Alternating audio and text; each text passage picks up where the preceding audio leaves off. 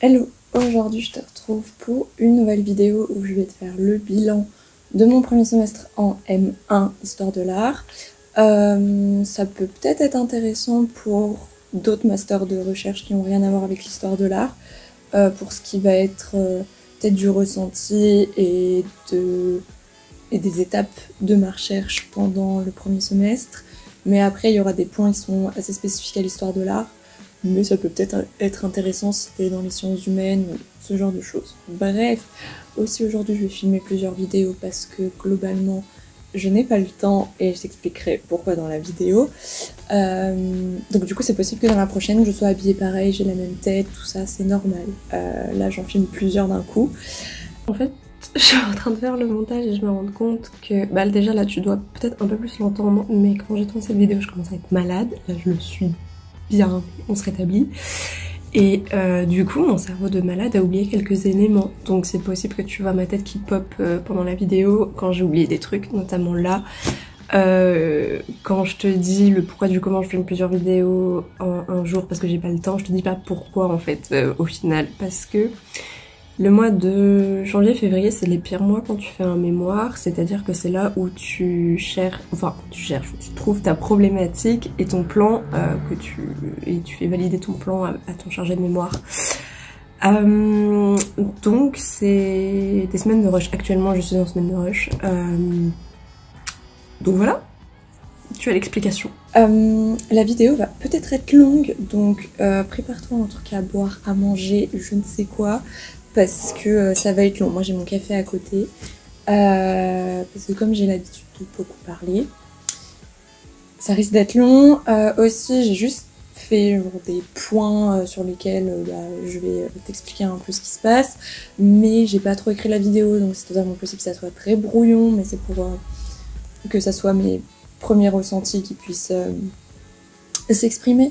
Donc si t'as des questions ou que quelque chose n'a pas été clair, comme d'habitude, dans les commentaires, tu poses ta question. Du coup, voilà, je pense qu'on va commencer aussi, juste avant encore.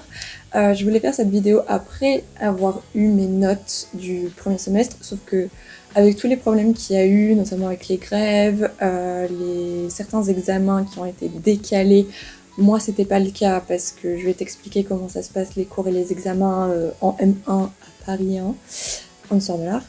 Mais du coup je sais pas quand on va avoir nos notes, donc je me suis dit tant pis. Au pire, si avant que je poste cette vidéo j'ai mes notes, je te ferai part de ça, enfin, on verra comment on va faire. Mais voilà.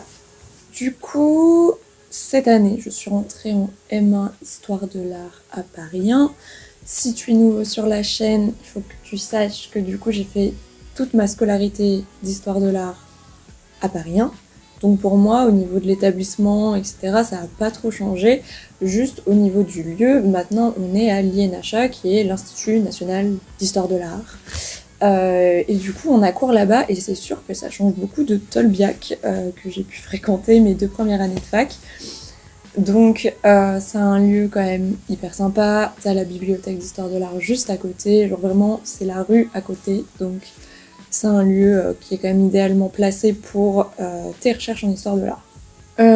Du coup, je suis en SP 19e pour ceux qui n'ont pas du tout suivi et je travaille sur Henri Caruchet qui est un peintre illustrateur art nouveau entre le 19e et 20e siècle. Donc voilà, c'est un petit peu pour te situer où je suis et ça va te montrer aussi un petit peu les lieux que je fréquente par rapport à ma spécialisation. Parce que par exemple, une personne qui travaille en médiéval va pas forcément aller dans les mêmes bibliothèques où je vais, même si on aura des bibliothèques en commun. Et en plus, comme je travaille sur tout son aspect illustrateur, il y a des illustrateurs de livres notamment, il y a des lieux très particuliers que je fréquente que d'autres, même dans la même spécialité que moi, ne vont pas fréquenter. Mais je vais te donner tout ça après, on va parler d'où je vais, où je fais mes recherches, comment ça se passe, etc. Juste avant, du coup, je vais te parler de l'organisation des cours. Donc cette année, tu n'auras plus de CM ni de TD, ça sera des séminaires. Les séminaires, qu'est-ce que c'est? En gros, c'est un peu comme des CM, mais en effectif plus réduit, parce que forcément, quand on est en master, déjà, la promotion est réduite, donc on est beaucoup moins, et il y a un choix assez varié. Donc tu vas devoir choisir, en tout cas pour cette année, parce qu'on sait pas, ça peut changer d'une année à une autre. Cette année, on doit avoir un séminaire fait par notre chargé de mémoire. Si ton chargé de mémoire ne fait pas de séminaire ce semestre-là, tu prends un séminaire dans ta spécialisation, donc moi le 19e. Un séminaire dans ta spécialisation autre que celui de ton chargé de mémoire, donc pareil, toujours 19e pour moi. Un séminaire en dehors de ta spécialisation, donc je vais peut-être te dire ce que j'avais pris. J'avais pris du coup, mon chargé de mémoire faisait un séminaire sur questions sur la peinture 19e, 20e, où en fait il nous racontait un petit peu ses recherches sur les chambres closes c'est pas que la peinture, c'était les arts du 19e, 20e, la représentation des chambres closes.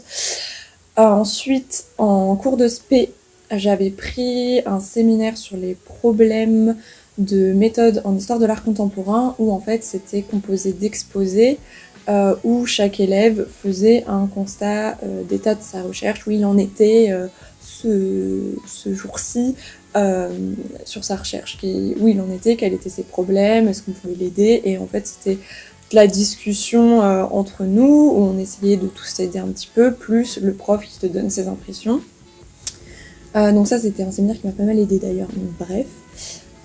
Et ensuite en hors spé, j'avais pris un cours d'art de la Renaissance française, italienne mélangée, sur la galerie de François Ier, qui était du coup le sujet d'étude de notre prof, et on avait eu une visite à Fontainebleau et tout pendant ce séminaire. Ensuite, en plus de ça, ça c'était une nouveauté de cette année, il y avait un séminaire de méthodologie obligatoire. Donc on était obligé de suivre un séminaire à 8h le mercredi qui globalement, j'ai pu en discuter avec d'autres camarades, qui globalement nous servait à pas grand chose, qui nous ennuyait plus qu'autre chose et qui nous a fait perdre du temps pour nos recherches parce qu'on avait une présentation à faire en travaillant à 10 personnes. Déjà que travailler à 3 personnes quand on a des emplois du temps totalement différents, c'est compliqué. Bon là c'était compliqué aussi, et c'était très relou surtout, et c'était très chronophage je dirais. Enfin moi en tout cas j'ai pas du tout aimé ce cours, je pense que dans la promo personne n'a aimé ce cours. Et en plus de ça, au final, presque personne venait au séminaire, sauf quand c'était le jour de ta présentation, quoi. Donc voilà, ce séminaire, j'ai vraiment pas aimé. Du coup, les séminaires durent 1h45 à 2h, et parfois, il y a des séminaires qui n'ont pas lieu toutes les semaines et qui durent 3 heures. Enfin voilà, ça dépend vraiment de tes profs, de leur disponibilité et de comment c'est géré. Enfin, c'est très, très complexe. Bref, chaque séminaire a un petit peu sa ligne directrice. Bref, du coup, pour les devoirs, dans le séminaire de mon chargé de mémoire, on a eu un petit dossier à rendre à la fin du semestre par rapport à une expo, à un livre, à n'importe quoi que tu as vu ou lu, qui t'a intéressé, et il fallait en parler dans un petit dossier de 5 pages, si possible en rapport avec ton mémoire pour pas que ça te fasse perdre du temps sur tes recherches et que ça t'aide à t'avancer. Généralement, les profs sont assez conciliants là-dessus, sur les devoirs qu'ils donnent, etc. Ils vont surtout te demander de le faire souvent en rapport avec ton mémoire pour pas que ça te prenne trop de temps par rapport à tes recherches. Donc ça, c'était plutôt cool. Donc j'ai eu ça à rendre. Évidemment, je peux pas te dire si j'ai bien réussi ou pas vu que j'ai pas mes notes. Du coup, j'ai eu ma note, du moins juste pour ce dossier-là. Pour les autres, je les ai pas encore. Et du coup, pour ce dossier, j'ai eu 15. J'étais assez refaite parce que ça va faire la meuf relou. Mais en fait, je pensais ne pas avoir réussi ce dossier parce que j'étais pas sûre d'avoir bien répondu à ce qu'il demandait. Et au final, ça va. Ils m'ont dit c'était un devoir sérieux et tout. Donc, très contente de ce 15 en master. Très contente. Genre, ça va faire du bien à la moyenne. Et du coup, pour les autres notes, je sais pas encore. Voilà, donc de l'update peut-être, je pense pas, mais voilà. Moi j'avais fait ça sur un bouquin, un catalogue d'exposition sur les éventails parce que l'artiste sur lequel je travaille a fait des dessins d'éventails et du coup c'était intéressant, ce catalogue d'expo était intéressant pour mon mémoire. Donc voilà.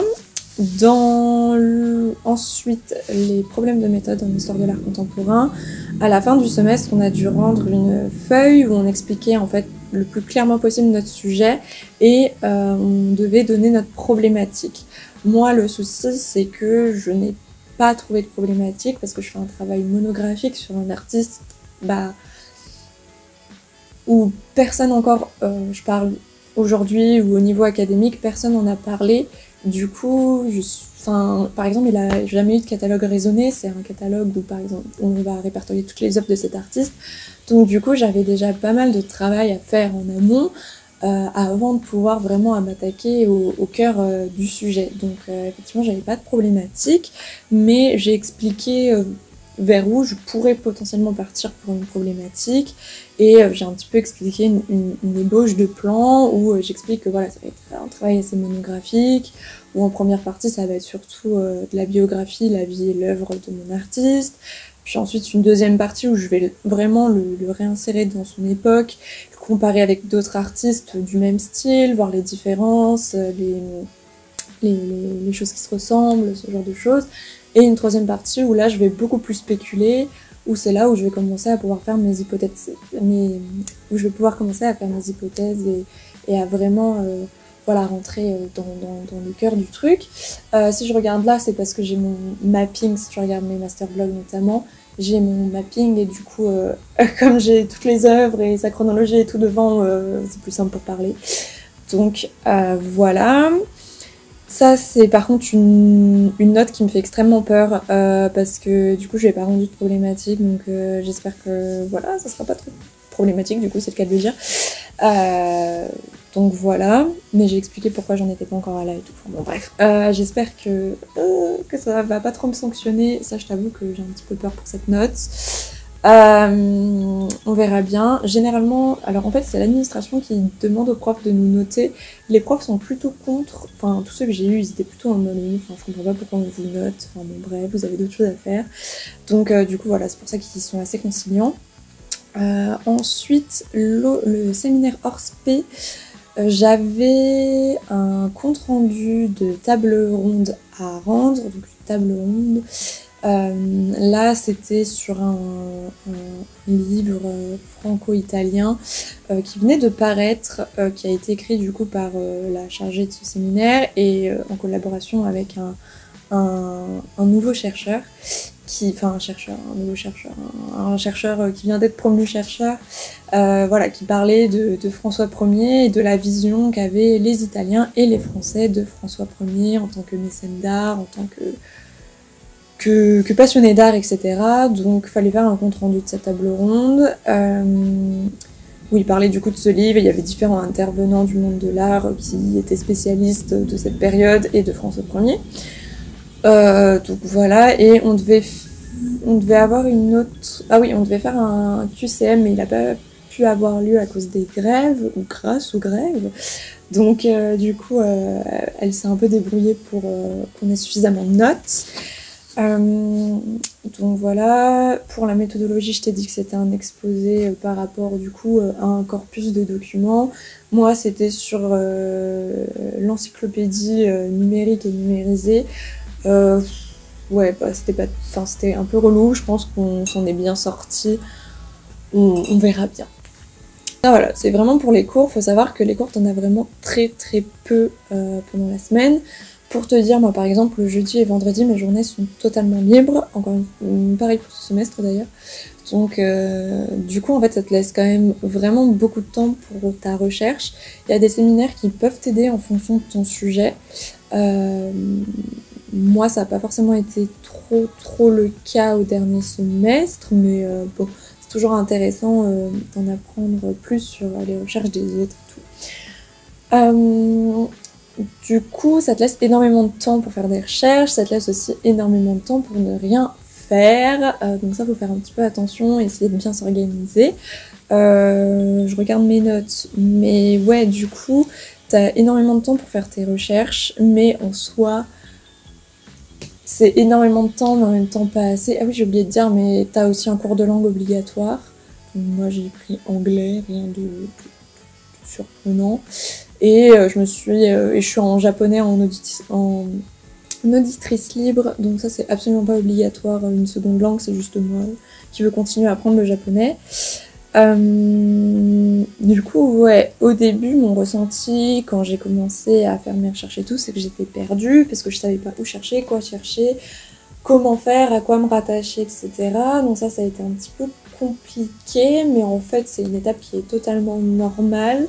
On a un prof qui nous dit souvent qu'il faut accepter de se noyer.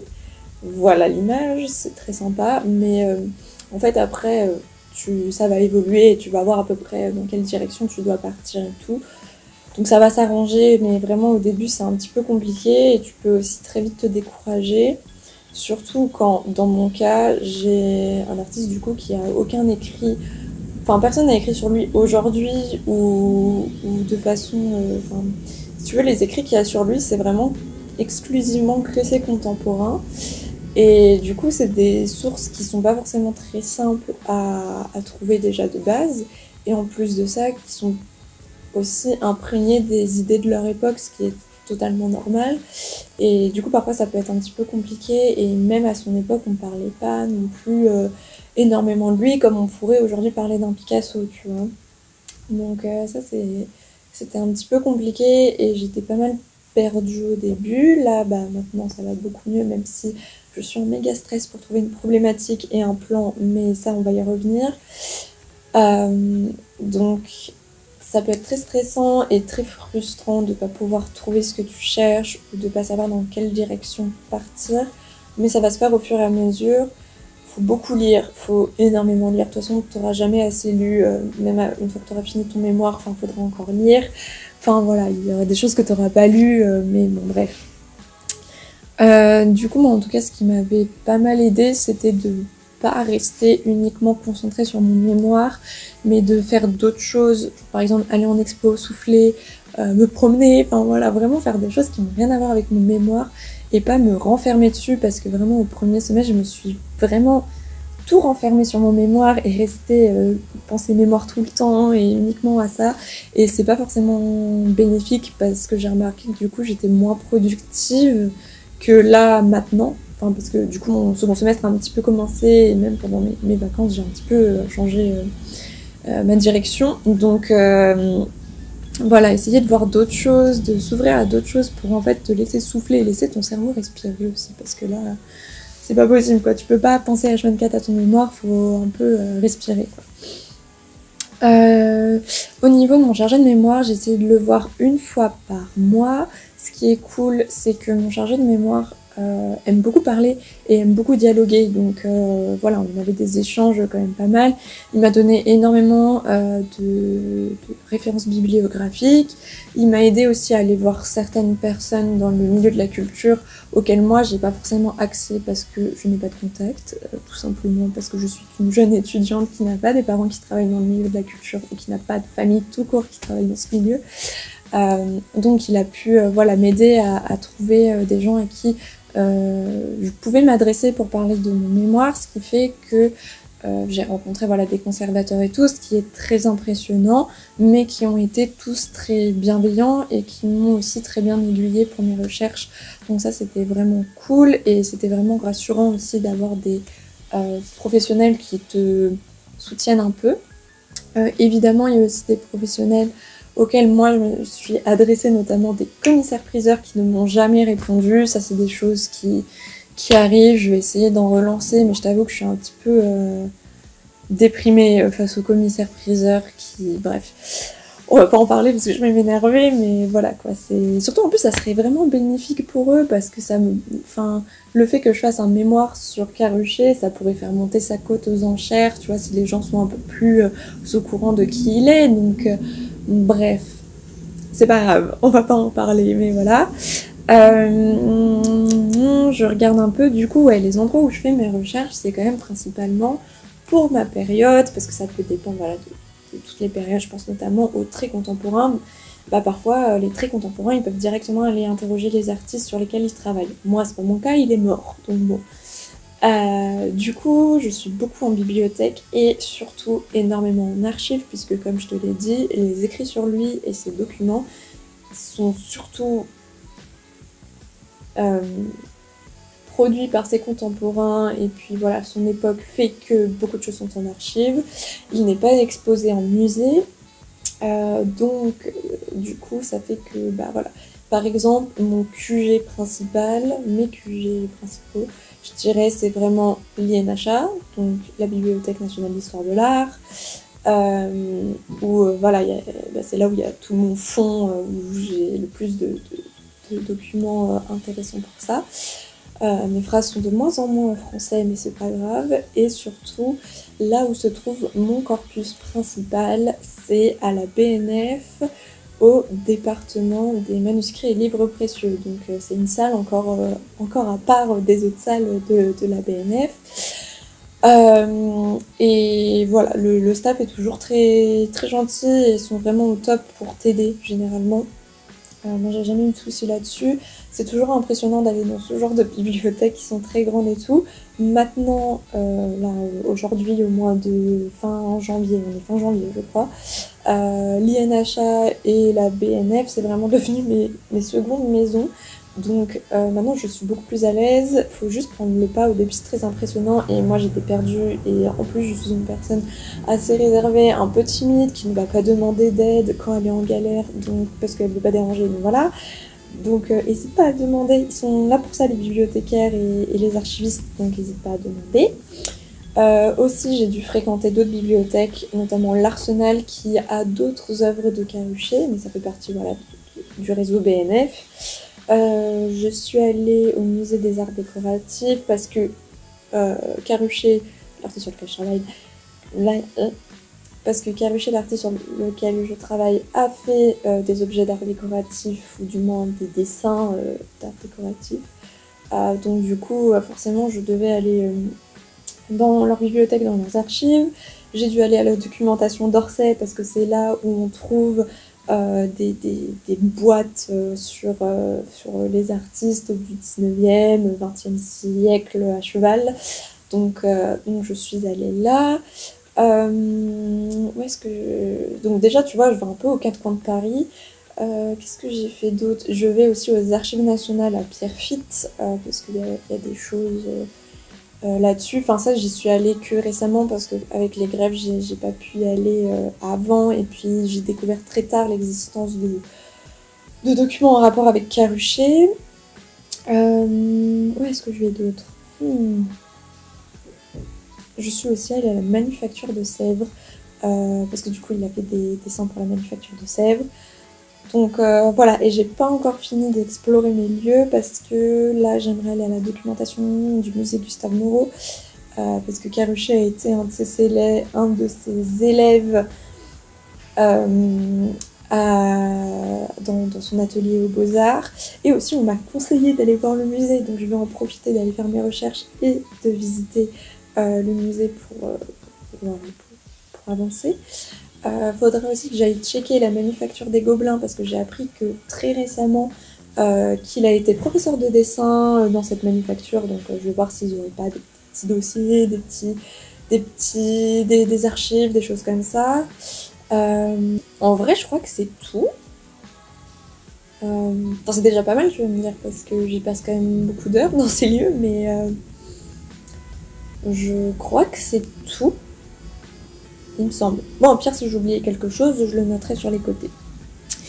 Et du coup, ça me fait venir à mon second point, c'est le coût de la recherche. Alors, il y a des endroits qui sont entièrement gratuits, notamment avec ton statut d'étudiant-chercheur, mais il y a des endroits qui, même en tant qu'étudiant-chercheur, vont être payants. Par exemple, j'ai eu un petit peu le seum de payer 35 € ma carte pour la BNF pour avoir le forfait chercheur pour accéder au rez-de-jardin de la BNF, là en fait où se trouve tout le corpus de Carrucher. Donc j'étais vraiment dans l'obligation de payer ces frais d'inscription pour pouvoir accéder en fait aux œuvres de Caruchet, sinon ça aurait été un petit peu problématique pour mon mémoire. Donc voilà, déjà il y a ça. La bibliothèque des arts décoratifs c'est 10 €, ce qui est un forfait déjà un peu plus avantageux. La documentation d'Orsay est gratuite sous présentation de justificatif, donc juste le fait que tu sois scolarisé en M1 recherche à Paris, hein, c'est bon. L'INHA c'est pareil. Les archives nationales sont de toute façon gratuites, ça pas de souci. La manufacture de Sèvres aussi c'est gratuit. Tu peux accéder aux archives uniquement sur rendez-vous par contre. Et puis en fait on te donne juste un petit badge à l'entrée, mais c'est parfaitement gratuit, il faut juste que tu aies rendez-vous. Donc que tu sois en contact avec les conservateurs. Chose qui a été simple à faire, j'ai réussi sans aide de mon chargé de mémoire, donc tout va bien. Et puis voilà, il me semble que c'est tout. Mais ouais, c'est un petit peu pénible de devoir payer 35 balles, je t'avoue que je suis un peu encore choquée de mes 35 balles qui sont parties loin. Mais bon, au moins ça me donne accès à tout le réseau BNF, donc qui fait Bibliothèque Mitterrand, Arsenal, Richelieu, le département des estampes de la BNF qui se trouve en fait dans l'INHA. Donc voilà, je peux vraiment accéder à tout dans la BNF, j'ai le droit aussi de faire les expos gratuitement, donc bon, je vais le rentabiliser. De toute façon, juste le fait que mon corpus se trouve là-bas, ça rentabilise. Mais voilà, faut prévoir un petit peu tout ça. Ce qui peut être aussi nouveau, c'est le fait d'avoir accès aux sources primaires, mais vraiment totalement primaires. Et du coup, moi par exemple, j'étais jamais allée en archive, je savais pas du tout comment ça se passait, j'étais très impressionnée par la bibliothèque Mitterrand, donc voilà, j'étais jamais trop rentrée. Donc bon, faut un petit peu prendre ses marques, mais ça se fait quand même assez vite. Par exemple, en archive, t'as le droit qu'au crayon à papier, ordinateur et feuille volante ou carnet. Pour éviter tout dédommagement des documents. Par exemple, du coup, au département des manuscrits, voilà, je consulte les livres sur des espèces de petits coussins pour les livres pour pas les ouvrir trop et abîmer du coup la reliure, les pages, etc. Donc ça c'était des choses assez nouvelles et je t'avoue je me sentais un petit peu Stéphane Bern, mais voilà, c'est des choses auxquelles tu vas t'habituer vite. Et puis voilà, si tu travailles peut-être en très contemporain, peut-être que tu n'auras pas besoin d'accéder à des archives comme ça, mais voilà, je te le précise. C'est pareil, aux archives nationales tu te retrouves avec des grosses boîtes à dépouiller.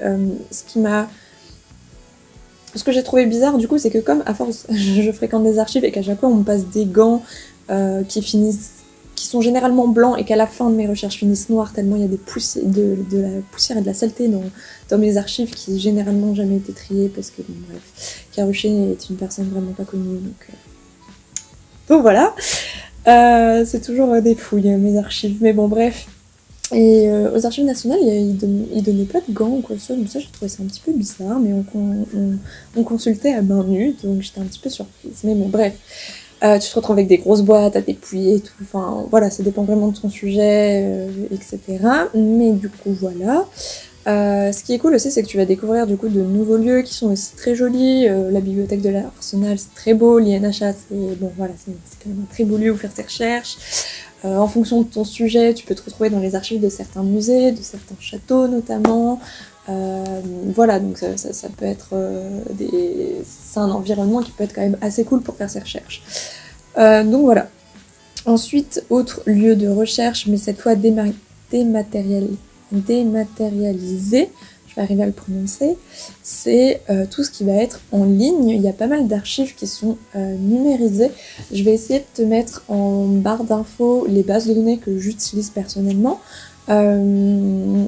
Il y en a avec lesquelles tu peux avoir un accès premium, illimité, avec la base Domino de Paris 1, je pense notamment à Retro News, qui est vraiment une source fantastique quand tu travailles sur des époques comme le 19e, 20e âge d'or de la presse. Donc ça c'est vraiment top. Je te mettrai tout ça en barre d'infos parce que je pense pas que je vais m'amuser à tout détailler parce que ça va vraiment être très long, très chiant, donc je te mettrai un petit peu ce que j'utilise pour voilà, t'aider si t'es en M1 et que tu cherches des bases de données, ou que tu te poses des questions un peu, enfin même c'est des bases de données qui peuvent te servir quand t'as des exposés en licence, mais voilà.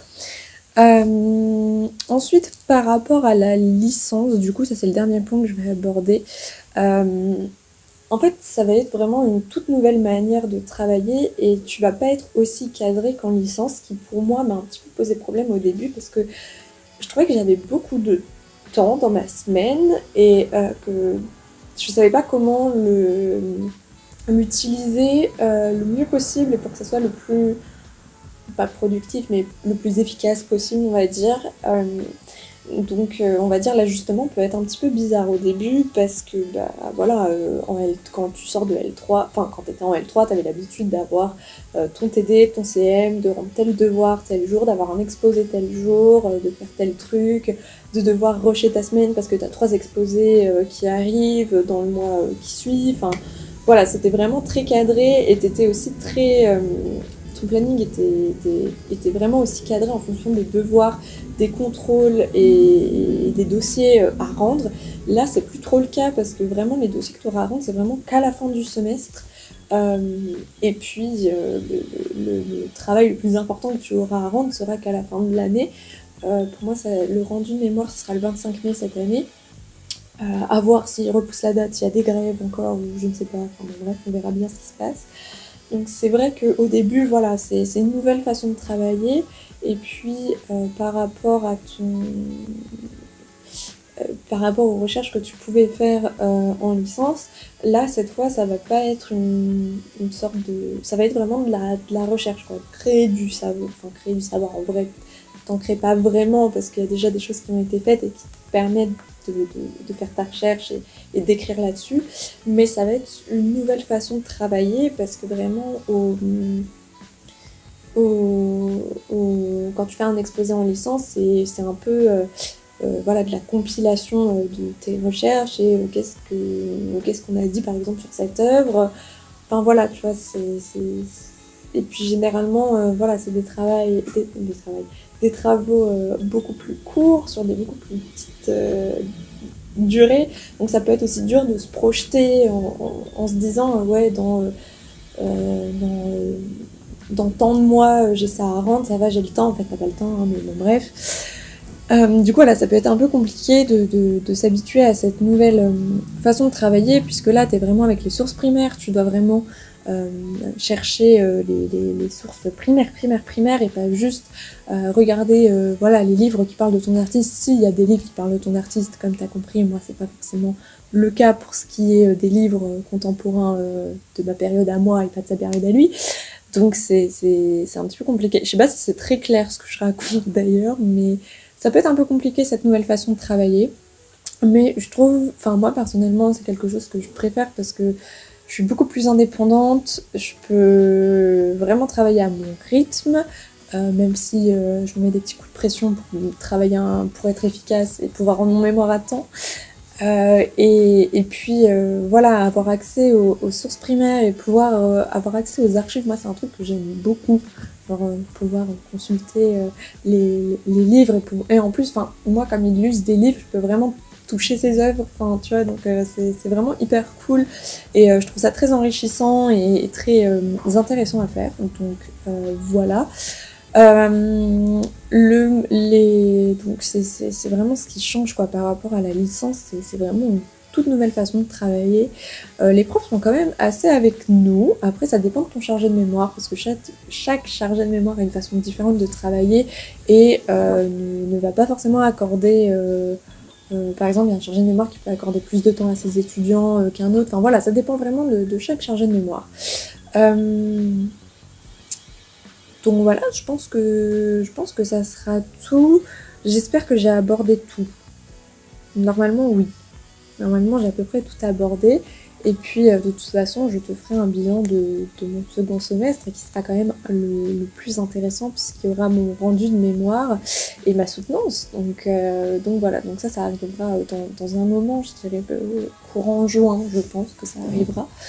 Donc voilà, je pense que c'est tout. Je regarde si j'ai rien oublié en voyant le mapping, mais je crois pas. pense pas.